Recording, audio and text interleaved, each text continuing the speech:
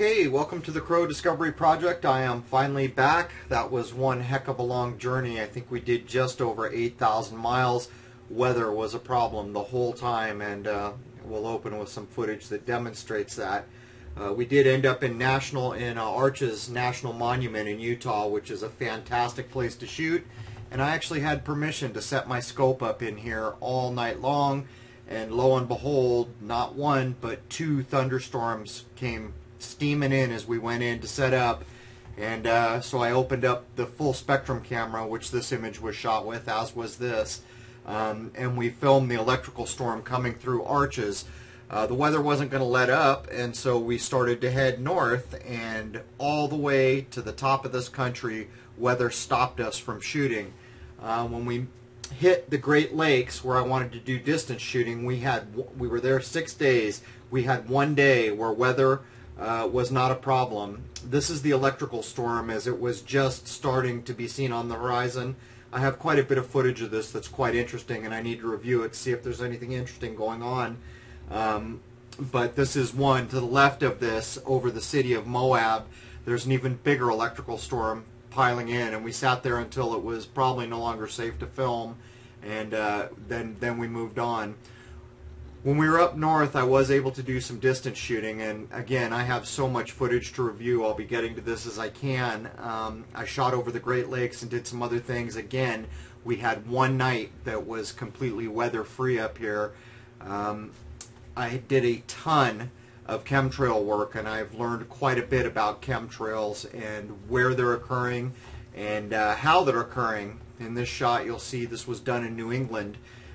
There are two planes in frame here. One is trailing, one is not. I have endless footage of just what's been going on. It's terrible. Chemtrails are out of hand on the East Coast, and in the southern East Coast, from Washington, D.C. down, it is mind-boggling what is going on.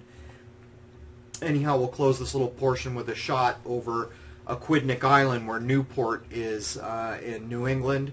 This is what happened every night. We did not see a sunset the whole time we were there, or a sunrise due to chemtrails, and look how it's centralized to where the sun is setting or rising.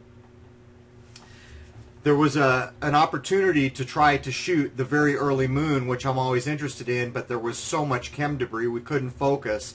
Here's a shot of a plane shooting chemtrails in front of a new sliver moon. As I came around the corner from the deep south, I stopped into Houston and I interviewed Houston Skywatch. And again, Randy, I'm sorry, I just didn't have time to see you, though I consider you kind of a veteran. You've shot the lunar wave twice. For those of you who may remember, Houston Skywatch started a channel for the express purpose of catching the lunar wave and is on board for the coming predicted best catch opportunity in September. He's kind of a new young gun. I'm hoping he'll carry this on when I'm old and gray.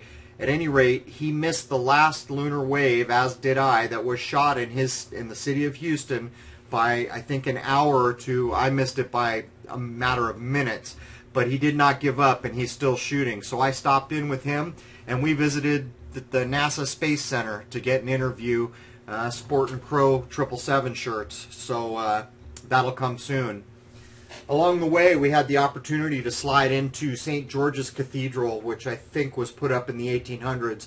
I've got some interesting footage from there because there is a zodiac laid into the aisle on the way up to the altar, which I thought was very interesting. Among the things that happened while I was gone, many may remember I was covered by the New York Times, the Daily Mail in London, Gizmodo, but this one is interesting. The New York Times ran a print article, and I'll leave a link to this down in the description. But for those of you who know who Richard Hoagland is, I think this is classic. He calls me a, where is it here? I am a NASA plant. According to him, people like me are NASA plants, which is funny as hell. You cannot pay for this comedy. Here's a man who's spent his career trying to say there's secret moon bases and aliens and everything else. And when he was questioned by the gentleman who interviewed me for the New York Times, or the Newsweek, I'm sorry if I've been saying New York Times, this is Newsweek, he said he's pretty sure I'm a NASA plant. Moving on, Richard 205 Maria may have caught the wave. If you look right, you'll see it. You can go to Richard 205 Maria's channel to get a better look at this. And again, my heart goes out to Richard 205 Maria for a horrible loss while I was on the road. All in all, I have just a ton of footage to go through. I have some interesting things that I shot down in Virginia, some things that we shot with the full spectrum camera that could not be seen through binoculars or visually at all, and they were about the magnitude of Saturn, or I should say it was about the magnitude of Saturn. I will have to review it. I will have a kind of State of the Union report clip coming up, and I had to go through 3 checkpoints in this country, and there's a police state coming, guys. There's just no getting around it. At any rate, I'm just doing a quick clip to let y'all know I'm back. I just didn't have many internet connections, but Richard 205 Maria, I'm terribly sorry for your loss. And Zoe, I know you're waiting for news. Cheers.